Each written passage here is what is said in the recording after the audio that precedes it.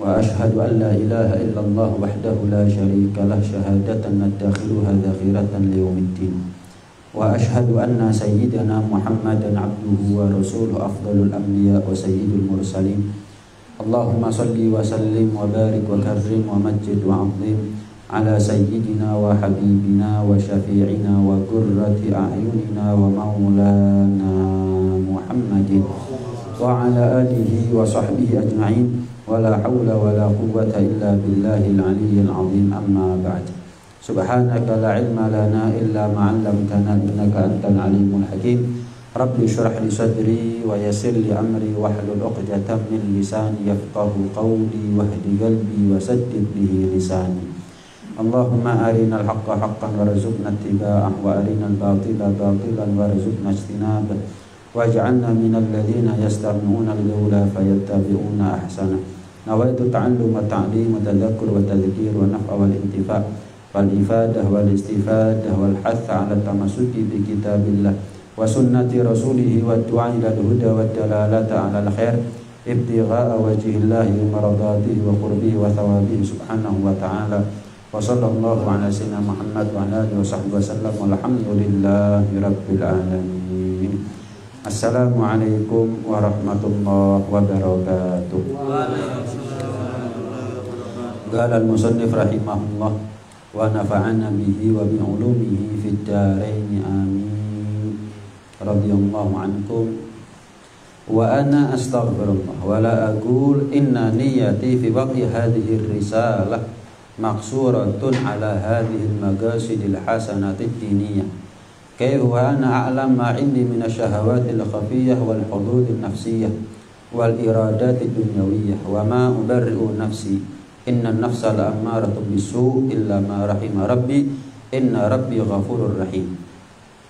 Dan aku Musannif Al-Habib Al-Imam Abdullah bin Alawi bin Muhammad Al-Haddad mengucap astaghfirullah.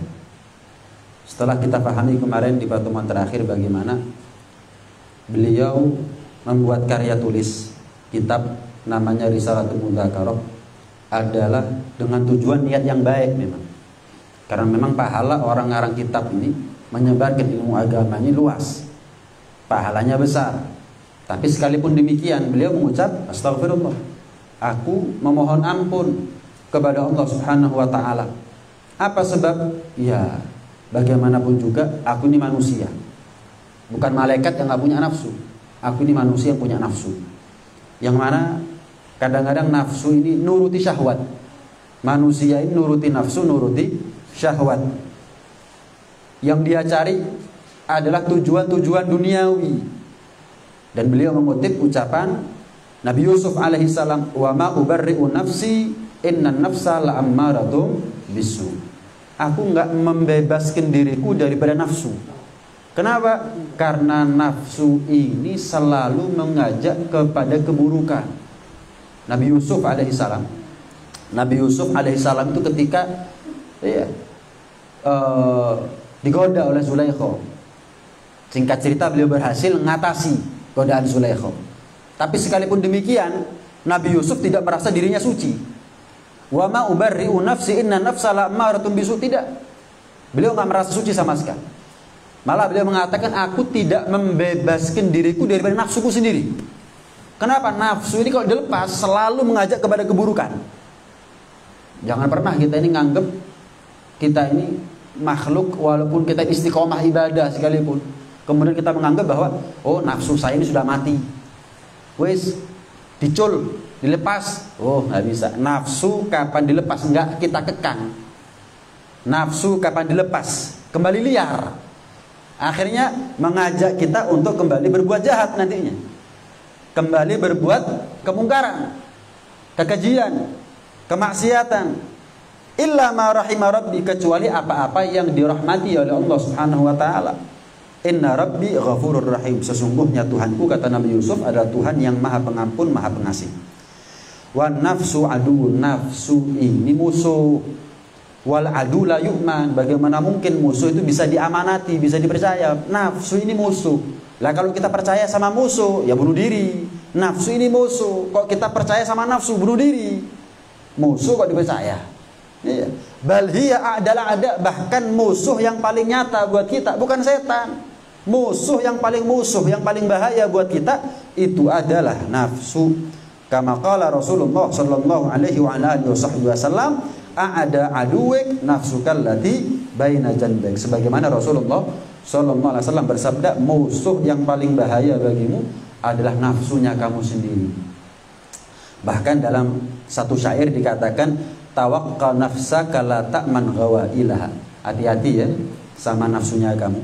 Jangan pernah merasa aman daripada tipu dayanya, bujukan dan rayuan godaan nafsunya kamu sendiri. Jangan pernah kita ini merasa aman daripada tipu daya nafsunya kita sendiri. Fan nafsu akhbatu min sab'ina syaitana. Ketahuilah, nafsu itu lebih bahaya daripada 70 setan. Setan, a'udzu billahi minasyaitonir rajim, kobong. Lah kalau nafsunya kita, jelas ini ya, lebih bahaya nafsunya kita ini daripada 70 setan. Lah kita ngalahkan setan satu aja berat, 70 setan apalagi nafsu. Karena jangan pernah kita ini merasa aman dah. Selagi kita hidup, nafsu kita ini selalu ammarah bisu.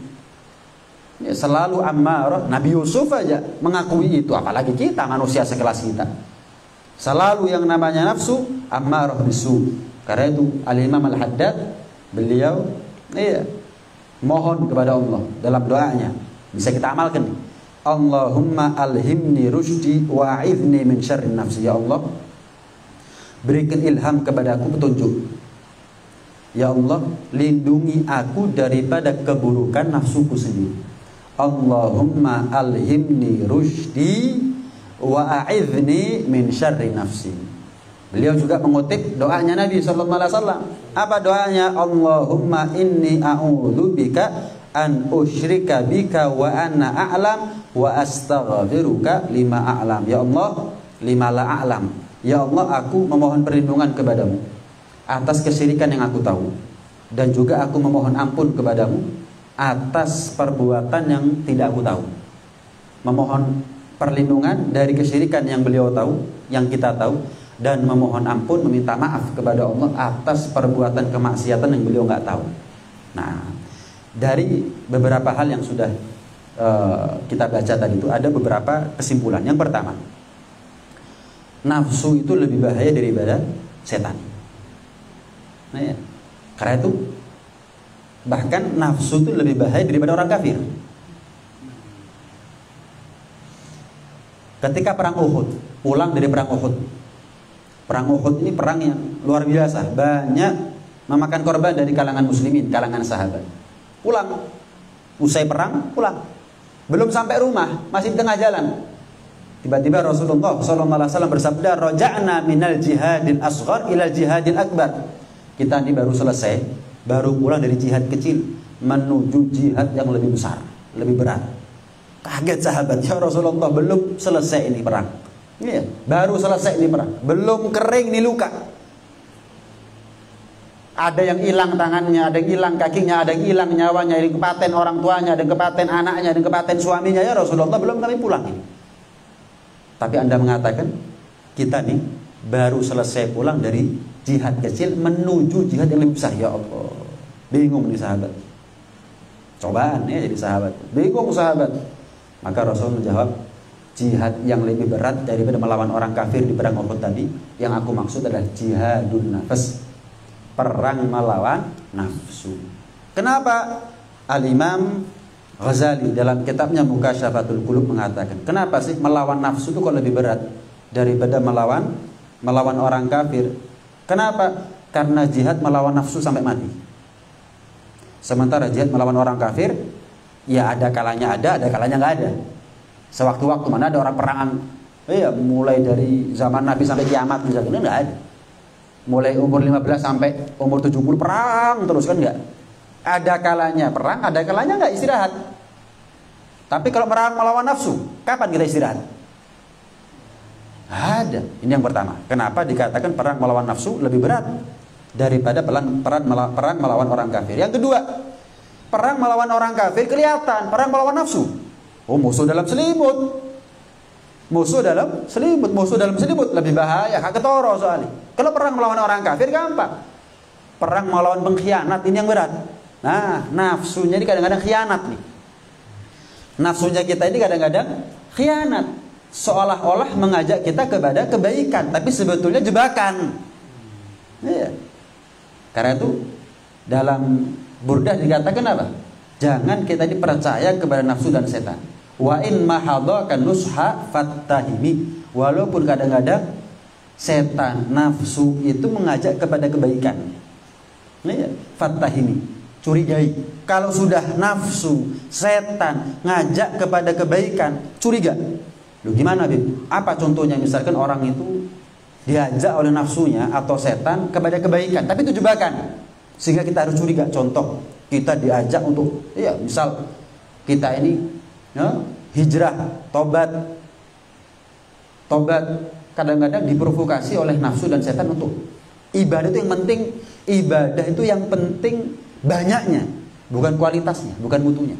Wis, nanti malam kamu sholat sekian ratus rakaat. Wis, kamu nanti duduk baca Quran langsung khatam. Tapi setelah itu KO. Setelah itu nggak sholat lagi, nggak sholat malam lagi. Setelah itu nggak baca Quran. Ini provokasi untuk membuat dia capek, lelah, kemudian selesai. Jelas nih ya? Jelas nih ya? Nah, itu jebakan nafsu, jebakan setan. Alasan ketiga, kenapa kok perang melawan orang kafir itu lebih ringan daripada perang melawan nafsu ataupun setan? Karena nafsu ada yang nolong. Apa itu? Setan. Nafsunya kita mengajak kepada kemaksiatan. Udah begitu dibantu sama setan lagi. Apa nggak tambah berat? Sementara orang kafir, dia sudah orang kafir. Musuhnya jelas dan nggak ada yang bantu, ya kecuali orang kafir sendiri. Jelas ini ya. Yang keempat, dikatakan apa? Kita ini kalau perang melawan orang kafir, satu di antara dua. Menang, dapat harta rampasan perang, dapat pahala juga. Atau kalah, syahid. Menang ya menang, kalah tetap menang, syahid. Tapi kalau perang melawan nafsu, perang melawan setan, kalau menang, menang. Lah kalau kalah, wah, dihukum sama Allah Subhanahu wa taala. Perang melawan orang kafir tetap menang kita, syahid, masuk surga, menang, kemenangan itu. Tapi kalau perang melawan nafsu, kalah kita. Nggak ada tempat bagi orang yang kalah perang melawan nafsu, kalah perang melawan setan, kecuali neraka. Waliyadzubillah min dzalik. Iya. Kalau ada orang kalah perang melawan orang kafir, ditawan, masih kasih makan, masih diperlakukan dengan layak. Tapi kalau kalah perang melawan nafsu, kalah perang melawan setan, masuk neraka. Makanan minumannya adalah darah, nanah, dan seterusnya. Disiksa, tidak diperlakukan dengan layak dan manusiawi. Siapa orang yang masuk neraka gara-gara kalah perang melawan nafsu? Itu yang pertama. Iya. Kemudian yang kedua, tentu semua kita ini berharap untuk bisa sampai kepada Allah, jelas. Iya, kita ini hadir sekarang tujuannya adalah Allah. Adapun apa yang kita pelajari adalah cara, metode, thoriqah, iya, untuk bisa sampai kepada Allah Subhanahu wa taala. Tapi thoriqah apapun yang kita ikuti, ilmu setinggi apapun yang kita pelajari, kalau kita nggak ninggalkan nafsu, ya tetap gagal di tengah jalan. Abu Yazid Al-Bustami, beliau mengatakan, aku pernah mimpi ketemu Allah. Nanti lain kesempatan akan saya bahas, karena pembahasannya panjang. Maksudnya gimana nih? Panjang pembahasannya. Kenapa kok tokoh sufi kadang-kadang mengatakan aku mimpi ketemu Allah? Apakah mungkin? Bukankah mustahil seorang makhluk bisa mimpi ketemu Allah Subhanahu wa taala sementara dia hidup di atas dunia? Kita bahas lain kesempatan karena panjang, ada beberapa aqwal. Ada beberapa versi pendapat di antara para ulama. Walhasil yang harus kita pahami sekarang, Abu Yazid mengatakan, aku pernah mimpi ketemu Allah. Ketika aku ketemu Allah dalam mimpiku, aku tanya, ya Allah, gimana caranya aku bisa sampai kepadamu? Gimana caranya aku, ya Allah, bisa sampai kepadamu? Utruk nafsak wa ta'al. Allah mengatakan singkat, tinggalkan nafsumu, kemarilah. Mari. Jadi penghambat terbesar untuk kita bisa sampai kepada Allah adalah nafsu. Asal kita tinggalkan nafsu, ilmu sedikit baru manfaat. Ilmu sedikit ya amalkan. Amalnya diikhlaskan. Ikhlasnya diistiqomahkan. Istiqomahnya diteruskan sampai husnul khotimah. Gara-gara dia berhasil mengontrol. Kalau nafsu dimatikan nggak mungkin. Tapi nafsu itu harus dikendalikan. Ibarat kuda liar, masuk dipateni, ya dijinakkan dong. Ya, saya kepingin punya kuda tapi liar. wah liar, patahin ini gitu. Ya enggak, ya nggak punya kuda akhirnya. Jelas ya? Ya harus dijinakkan. Nafsu ini nggak mungkin dimatikan. Ya, gimana mungkin kita sebagai manusia masih hidup punya nafsu, kemudian dimatikan nafsunya? Nggak mungkin dong. Nggak mungkin matikan nafsu itu. Tapi dikendalikan, dikekang, dikontrol. Nah, jadi penghambat terbesar kita dari Allah Subhanahu wa taala adalah nafsu. Wah, berat, Beb, ngalahkan nafsu. Jelas. Siapa bilang? Ada aduwek nafsu kallati baina janbek. Jelas Nabi bilang, musuh yang paling bahaya buat kita itu adalah nafsu.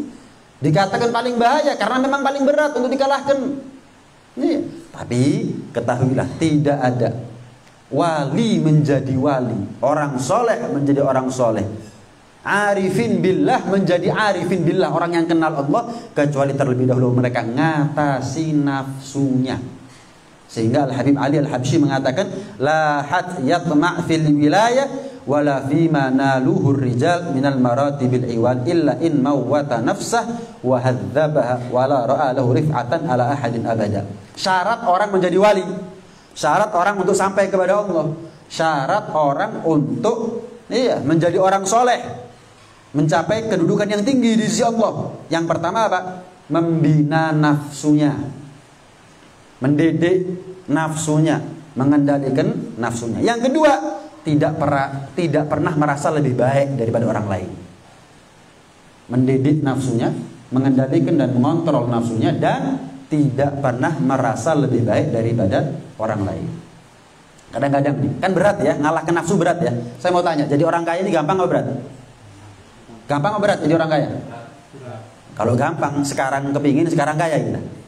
Berat jadi orang kaya. Tapi berapa banyak orang masih ambisi, obsesi untuk menjadi orang kaya. Kadang-kadang misal saya ketemu sama orang usianya sudah 50 ke atas, saya tanya, wah kerjanya luar biasa, siang jadi malam, malam jadi siang, kepala jadi kaki, oh luar biasa, umurnya 50 ke atas. Saya tanya, kok mau ya Pak jenengan kerja Pak? Iya, saya kepingin nanti umur 60, 65, 70 saya menikmati hasilnya. Ngoyo dengan tujuan sampai usia 60, 65, 70 dia menikmati hasilnya. Pertanyaan saya yang pertama, dari mana dia tahu bakal umurnya sampai 60, 65, 70? Yang kedua, dari mana dia tahu kalau 60, 65, 70 sampai, tapi kayaknya sampai enggak? Oke, umurnya sampai umur 70. Kaya. Dari mana dia tahu bisa menikmati kekayaannya? Karena banyak orang kaya nggak bisa lagi menikmati kekayaannya.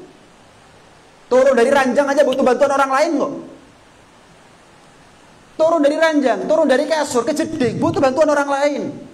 Nggak boleh makan ini, isi kulkas penuh, cuman nggak boleh dimakan semuanya itu.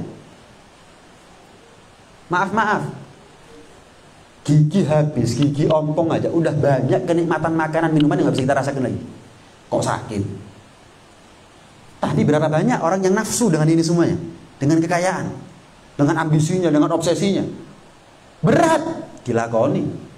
Menuju Allah juga berat. Untuk mengalahkan nafsu juga berat. Kenapa mundur? Untuk kaya nggak mundur, badan belum pasti. Untuk sampai kepada Allah yang itu adalah keharusan. Terus kita nggak mau sampai kepada Allah gimana? Kalau kita nggak mau jadi orang kaya nggak masalah. Tapi kalau kita nggak mau sampai kepada Allah dah, berat ngalahkan nafsu, ya bahaya. Itu sama seperti orang, wah berat masuk surga, ya nggak masuk surga, neraka berarti. Kalau nggak jadi orang kaya, saya nggak sugi-sugian, nggak ngurus sugi-sugi, nggak apa-apa, nggak ada masalah. Tapi kalau saya nggak mau sampai kepada Allah, saya nggak mau masuk surga, kenapa? Berat ngalahkan nafsu, saya kalah terus ngelawan nafsu, putus asa dia, ya fatal. Itu namanya booking tempat masuk neraka sebelum matinya, itu namanya waliyadzubillah min dzalik. Ini ya. Urusan dunia semangat, urusan mengalahkan nafsu ampun, kakek alasan. Nah, perbandingan antara ibadah sama maksiat, kata ulama, ibadah itu seperti naik gunung, berat, tapi kalau sudah sampai di puncak, wah hilang capeknya. Sama hidup di atas dunia ini berat. Iya, ngelawan nafsu, ngelawan setan, wah macam-macam godaan, macam-macam fitnahnya zaman. Tapi kalau sudah di surga, ternyata akan tahu kita nanti sadar di surga, ya Allah, usahanya saya remeh dibandingkan balasan surga dari Allah Subhanahu wa taala untuk saya. Anda kerja, misal Anda kerja sama saya, misal saya kasih waktu 20 jam. Kerja sama saya 20 jam. Tapi tak gaji setiap hari 20 juta. Cross enteng nggak kira-kira? Wah, sak jam, sak juta. 20 jam, 20 juta. Cross enteng. Iya wis, gak apa-apa. Loh tuh tidurnya cuma 4 jam tok, gak apa-apa wis. Loh, kekurangan waktu tidur, oh gak apa-apa, 20 juta sedino. Berarti kalau 30 hari, 1 bulan berapa juta? Hah? 600. Betul ya? 600 juta. Oh, cross enteng wis. Setahun leren wis, gak usah kerja mana gak apa-apa. 600 kali 12 berapa miliar itu sudah. Wis. Cross enteng. Dijanjini surga ngerasa abot.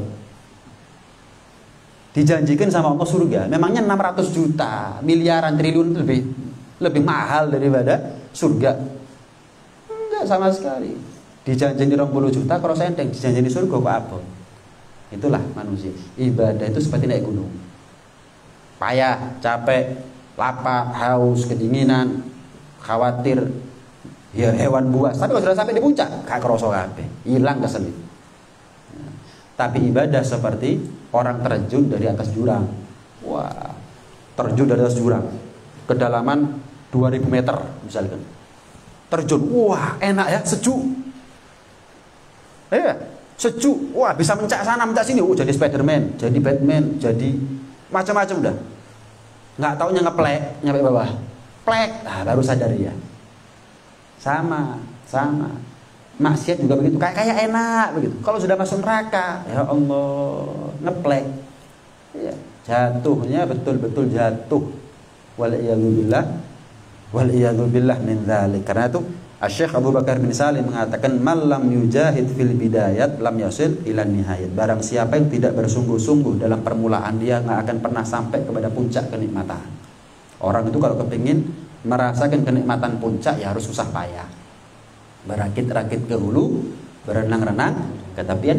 Kita harus saja hal yang lumrah gitu loh. Kalau kepingin seneng harus soro itu hal yang lumrah. Kepingin masuk surga, matikan nafsunya atau kendalikan nafsunya. Wis, hal yang lumrah itu. Kepingin panen yo, kudu kesenandur. Harus capek ngerawat, ngerumat. Wajar. Kepingin masuk surga nggak kepingin susah. Nabi aja susah kok. Dalam artian susah itu mujahadah. Kayak itu kalau kita nggak mau susah payah nggak akan pernah seneng kita. Nggak akan pernah seneng. Tapi tenang. Iya.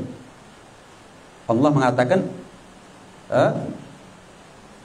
man jahada fina lanahdiyannahum subulana. Barang siapa yang bersungguh-sungguh untuk sampai kepadaku, aku akan berikan hidayah kepada dia. Sehingga kalau sudah dapat hidayah, apa yang abot awal mulanya cross enteng katanya. Saya tanya, Asy-Syaikh Abdul Qadir Jilani, kok bisa setiap malam sholat 1000 rakaat? Atau siapa orang yang kita kenal, kok bisa setiap hari puasa itu kok bisa? Kok kan abot ya? Setiap malam 1000 rakaat, setiap hari puasa. Kan berat itu. Kok iso? Karena awalnya memang berat. Tapi mungkin dia telah sampai kepada satu momen, satu titik, satu posisi, satu kondisi, satu keadaan, dia sudah dapat hidayah dari Allah, pertolongan dari Allah. Kalau sudah dapat hidayah, pertolongan dari Allah, apa yang berat di awal menjadi mudah setelah itu. Menjadi mudah setelah itu. Walladzina jahadu fina lanahdiyannahum subulana. Jadi tugas kita sekarang ini mujahadah, bukan sekedar usaha, tapi keras. Bukan sekedar upaya, tapi sungguh-sungguh, tekad. Nemen, ngoyo untuk sampai kepada Allah. Sampai kapan? Akan sampai tiba masanya kepada kita hidayah dari Allah. Baru setelah itu akan lebih ringan. Setelah itu menikmati setelah itu. Maaf, kalau boleh dimisalkan, jenengan rokokan, apa langsung enak tuh rokok jenengan? Ya waduh, seri, pahit, nggak enak rokokan. Sampai tiba masanya Anda kebiasaan, sampai tiba masanya Anda menikmati, sampai tiba masanya Anda kecanduan. Nah, orang-orang soleh, para wali, para aulia juga begitu. Perak sampai kebiasaan. Kalau ninggalkan kebiasaan rasanya nggak enak. Mari mangan gak rokokan dia apa kira-kira? Yang mantu-mantu rokokan semuanya nih berarti. Jelas ya. Awalnya nggak enak, tapi kepingin. Sampai jadi terbiasa. Karena terbiasa, akhirnya menikmati. Akhirnya kecanduan gak bisa ucul. Itulah orang-orang soleh. Cuman bukan berarti rokoknya, ibadahnya berat. Akhirnya kebiasaan. Mereka kalau nggak melakukan ibadah tersebut rasanya nggak enak, kayak orang dosa. Padahal sunnah. Sampai akhirnya mereka menikmati. Ada nilainya, ada buah yang mereka rasakan dari ibadahnya. Sampai akhirnya mereka kecanduan. Ibadah tok sampai mati. Ya, Al-Imam Syafi'i setiap hari khatam Quran, ya Pak. Setiap hari khatam Quran 30 juz. Jadi 1 bulan 30 kali khatam Quran. Kalau Ramadan 2 kali setiap hari. Jadi khatam Ramadan khatamnya 60 kali khatam Quran. Al-Imam Hanafi kalau di luar Ramadan 2 kali khatam Quran. Kalau sudah di dalam Ramadan 4 kali khatam Quran, 2 kali siang 2 kali malam. Jadi kalau khatam selesai Ramadan 120 kali khatam Quran. Loh kok iso? Mungkin itu sudah gambaran orang kecanduan dengan ibadah. Orang kalau kecanduan sama ibadah, wis, ya gimana gambarannya orang kecanduan sama sesuatu, rokok misalkan. Gak mangan gak apa-apa, penting rokokan. Gambarnya begitu mungkin mereka. Gak makan, gak istirahat, gak tidur, perut lapar gak apa-apa. Yang penting mereka tetap konsisten ibadah. Kenapa? Candu. Ibadah menjadi candu bagi mereka. Nah, itu bisa kita dapatkan kalau kita mujahadah. Kita betul-betul punya tekad, upaya keras untuk mengendalikan nafsunya kita. Nafsu ibarat tunggangan, rebutan sama setan. Kita rebutan sama setan. Kuda ini tergantung jokinya. Nah, kita ini rebutan sama setan. Kalau setan yang berhasil menunggangi kuda yang namanya nafsu, kita kalah. Tapi kalau kita berhasil menunggangi kuda yang namanya nafsu, setan yang kalah. Rebutan. Kadang-kadang kita kesikut sama setan. Tapi bukankah kita juga pernah ngikut setan? Seperti sekarang nih. Kita kalau nuruti final nggak hadir ke sini. Iya. Jadi saya agak sedikit bersyukur dalam tanda kutip kalah 4-0. Coba misal 1-0, wah tambah sepi yang hadir. Kenapa? Bukan berarti wah nggak hubul wapon minal iman ya, bukan begitu. Kan ini kejadian sudah. Iya, sekedar 4-0. Pengajian Sabtu insyaallah rame ya. Iya. Coba 1-0 apalagi 0-0. Saya ngomong sama Mas Dian lek sing teko wong 1-2 nobar ae wis.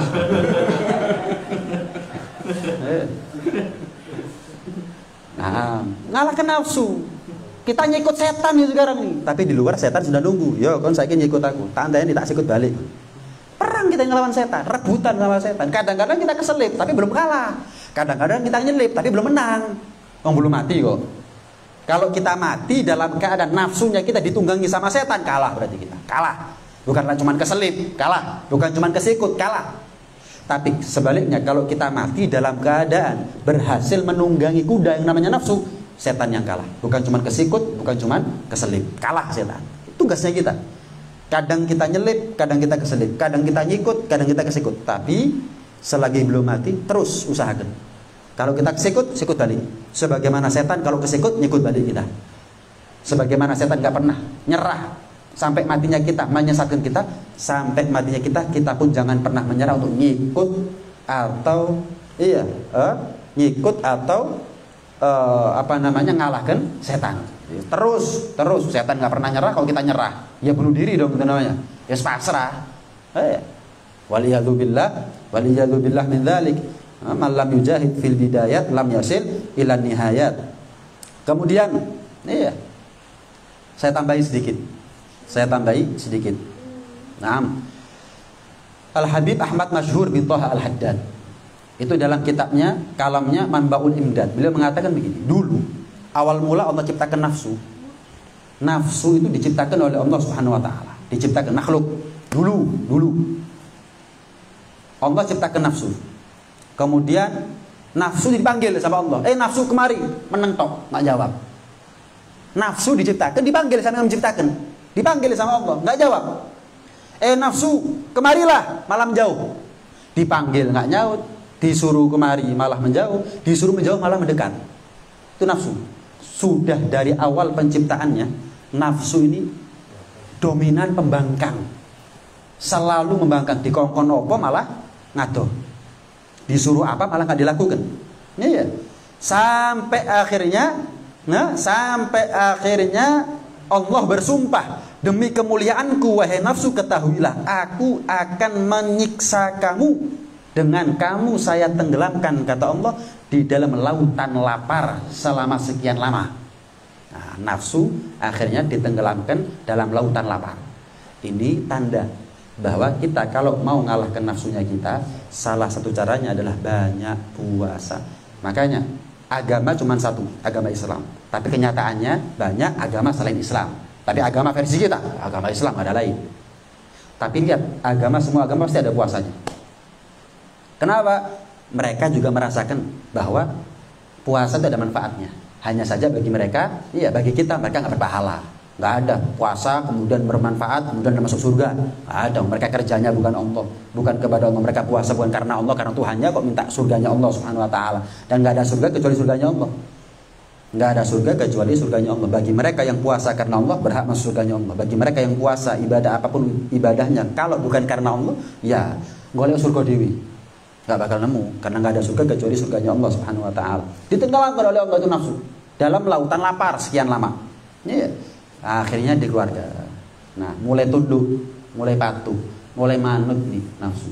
Bahkan saking manutnya nafsu, kalau dipanggil sama Allah, nafsu, jingkat begitu. Marhaba, siap. Bukan, ya, enggak, siap. Nafsu kemari, lari. Bukan cuman, ya siap, enggak, lari, semangat. Nafsu menjauh, langsung lari menjauh. Menunjukkan bahwa nafsu dari awal menciptanya membangkang. Bisa tunduk menjadi jinak karena lapar. Dan kalau sudah lapar, kalau sudah jinak ini nafsu, di luar dugaan akan membawa orang yang punya nafsu tersebut, yaitu diri kita sendiri, untuk semangat dan termotivasi dalam ibadah lebih daripada sebelumnya. Yang dulunya malas, nggak malas lagi. Yang dulunya ngantuk, nggak ngantuk lagi. Yang dulunya nggak ada semangat luar biasa. Gara-gara nafsunya sudah berhasil dijinakkan. Nah, karena itu Al-Imam Muhammad bin Wasi pernah mengatakan, man maqqata nafsah fi dzatillah, barang siapa yang mendurhakai nafsunya karena Allah. Jadi kita pentang nih, kita menjadi makhluk yang durhaka sama nafsu. Bagus, ojo diturut nih nafsu nih. Kok birrul walidain sama nafsu, jangan bakti sama nafsu, jangan khidmat, jangan nurut sama nafsu. Tentang, durhakai itu nafsu. Barang siapa yang karena Allah dia mendurhakai nafsunya, ammanahullah min maqtih, maka Allah akan berikan dia rasa aman daripada kedurhakaannya nafsu. Jadi kita sebelum didurhakai sama nafsu, jadilah kita orang yang lebih dulu mendurhakai nafsu. Sebelum kita dikalahkan nafsu, kalahkan nafsu dulu. Kalau kita berusaha, akan datang masanya, cepat atau lambat Allah kasih kemenangan kepada kita. Nah, terakhir, Al-Imam Al-Junaid pernah, beliau punya wirid sholat sekian ratus atau sekian ribu rakaat setiap malam. Al-Imam Al-Junaid, Sayyidut Taifah, tokoh sufi luar biasa. Sekali waktu beliau bangun tengah malam. Ketika beliau bangun di tengah malam, mau melaksanakan sholat yang biasa sekian rakaat, baru berapa rakaat, malas sudah, ngantuk. Tapi dibuat tidur, nggak tidur. Kok aneh ya? Kayak gundah begitu, resah, sholat, ngantuk, dipakai tidur, nggak tidur. Akhirnya beliau buka pintu rumah. Ternyata ada orang nunggu di situ. Junaid, aku tunggu kamu dari tadi. Loh, kamu nunggu saya? Iya, telat kamu Junaid. Loh, nggak janjian sih. Coba janjian ya saya on time. Nggak janjian ya akhirnya saya telat. Nunggu kenapa? Aku sengaja minta kepada Allah, ya Allah. Iya, buat gundah, buat resah di perasaannya Junaid. Sholat nggak tenang, tidur nggak bisa, untuk menerima tamu aku. Maka dikatakan oleh Imam Al-Junaid, Allah sudah melakukan itu. Allah buat saya resah, ibadah nggak nikmat, tidur nggak bisa, dan aku buka pintu ketemu sama kamu. Apa hajatnya kamu sampai minta seperti itu kepada Allah, membuat saya resah, nggak bisa ibadah dengan tenang dan seterusnya? Apa hajatnya kamu? Gini, Junaid, aku mau tanya, kapan racun atau bisanya nafsu justru menjadi penawar? Kapan racun atau bisanya nafsu justru menjadi penawar? Justru menjadi obat. Racun ini kan, nafsu ini kan racun ya, bisa begitu. Kapan justru menjadi penawar? Justru menjadi jawaban gitu loh. Bukan menjadi sumber masalah, justru menjadi solusi. Kapan wahai Junaid? Maka Imam Al-Junaid mengatakan, jika kamu selalu menentang nafsunya kamu selalu melawan nafsunya kamu, maka racun atau bisanya nafsu akan menjadi obatnya kamu. Saya kasih contoh. Termasuk penawar dari bisanya ular adalah bisanya ular itu sendiri. Termasuk corona misalnya. Ini bicara vaksin. Iya, tapi ilmunya bukan urusan vaksin, urusan pribadi. Aku gak promo, ya gak nyuruh apa-apa. Terserah. Vaksin itu kan virus yang dimasukkan sebetulnya. Virus yang dilemahkan kemudian dimasukkan ke dalam tubuh untuk membentuk antibodi. Sehingga ketika diserang virus yang lain sudah siap. Sehingga lebih kuat daripada orang yang gak pernah vaksin. Ilmunya seperti itu ya. Bukan berarti saya mengatakan vaksin beliau sekarang. Jadi kalau ada yang vaksin kemudian begini, harus tanggung jawab sama saya. Ilmunya begitu, vaksin itu ilmunya begitu. Dimasukkan untuk dilemahkan, virus yang dilemahkan dimasukkan, kemudian membentuk antibodi, proses, karena itu kadang-kadang meriang, greges, adem panas dan seterusnya, itu proses. Tujuannya ketika datang virus yang beneran, dia sudah lebih kuat, sudah latihan lah ibaratnya, nggak gampang KO, ibaratnya begitu. Virus itu ya dari vaksin, ini dari virus. Kapan virus yang namanya nafsu itu justru menjadi penawar, tentang, lawan, membentuk antibodi akhirnya. Nah, kalau sudah terbentuk antibodi untuk melawan nafsunya kita, saat itulah nafsu yang mestinya menjadi racun justru menjadi penawar buat kita. Justru menjadi obat, justru menjadi solusi dan jawaban buat kita semuanya. Jelas ini ya? Nah, sampai akhirnya si tamu Imam Junaid ini, tamunya Imam Junaid mengatakan, ngomong sama nafsunya, nafsu, rungokno. Kan aku sudah bilang bahwa aku tidak akan pernah nurut sama kamu. 7 kali malam ini aku bilang sama kamu, enggak. Mungkin nafsunya satu ngajak maksiat, enggak. Sampai 7 kali, tetap nafsunya ini ngajak dia maksiat. Amar bisu sudah. Nggak bakal, walaupun 700 kali kita mau enggak, tetap ngajak kepada kemaksiatan itu. Sampai aku butuh bimbingan seorang guru. Maka aku berdoa kepada Allah, ya Allah buat resah perasaan dan pikirannya Junaid, sehingga dibuka pintunya ketemu sama aku mau tanya apa resepnya. Nafsu ini jadi racun buat saya. Kapan racun bisanya nafsu yang ada pada diri saya menjadi obat bagi saya? Aku tanya sama Imam Junaid. Dikatakan apa? Tentang durhakai, jangan nurut, jangan manut, jangan patuh sama nafsu, jangan tunduk sama nafsu. Maka cepat atau lambat nafsu itu yang tadinya berbisa justru menjadi obat buat kita semuanya. Ini pembahasan tentang bagaimana kita melawan nafsu. Insya Allah kita akan lanjutkan di pertemuan yang akan datang. Mudah-mudahan ilmu ini menjadi ilmu yang manfaat, ilmu yang barokah, zahir, batin, dunia sampai ada di akhirat. Amin Allahumma amin. Amin ya rabbal alamin. Sampai di sini mungkin ada yang mau ditanyakan, monggo. Kalau ada pertanyaan silahkan. J. Untuk nafsu tempatnya itu gimana? Nafsu tempatnya gimana? Yang wallahu alam, cuma yang jelas nafsu itu ada di dalam diri kita sendiri. Yang paling penting bukan kita mengetahui tempatnya ada di mana, tapi yang paling penting adalah kita berusaha untuk melawannya. Ya, berusaha untuk melawannya. Wallahu alam, mungkin ada keterangan dalam kitab nafsu itu ada di hati, nafsu itu ada di akal, nafsu itu macam-macam. Ya. Beda sama setan. Inna syaitan la yajri min ibni adam majrad dam fadayyiqu majariyahu bilju. Kalau setan itu di mana ada darah dalam tubuhnya kita, ya di situ ada setan. Matanya kita ada darahnya enggak? Ada. Matanya kita ada setan. Hatinya kita ada darahnya enggak? Ada. Di situ ada setan. Kaki, tangan, telinga, mulut ada darahnya, ada. Di situ ada setan. Tapi kalau nafsu, wallahu alam, saya belum pernah tahu keterangan yang spesifik nafsu tempatnya di sini, di hati, wallahu alam. Cuman yang jelas nafsu itu musuh dalam selimut yang ada pada diri kita sendiri, yang harus kita lawan, harus kita perjuangkan perlawanan. Nih, sama seperti timnas sekarang final ini, kan kalah 4-0 tapi kan berjuang masih. Nah, kita pun juga berjuang. Ada yang lain? Monggo. Kalau dikaitkan dengan surat An-Nas itu setan. Alladzi yuwaswisu fi sudurin nas minal jinnati wan nas. Itu setan, iblis, bukan nafsu. Bukan nafsu. Jadi yang ngasih was-was itu adalah setan, bukan nafsu. Cuma nafsu ditunggangi. Jadi nafsu ini bisa menjadi pembela kita kalau kita menang. Nafsu bisa menjadi pengkhianat kalau kita kalah. Jelas ini. Jadi kalau yuwaswis itu adalah kerajaannya setan itu. Dengan menunggangi apa? Dengan menunggangi nafsunya kita. Provokatornya adalah setan. Yang ditunggangi siapa? Nafsu. Setiap provokator itu bisa berhasil kalau ada yang ditunggangi.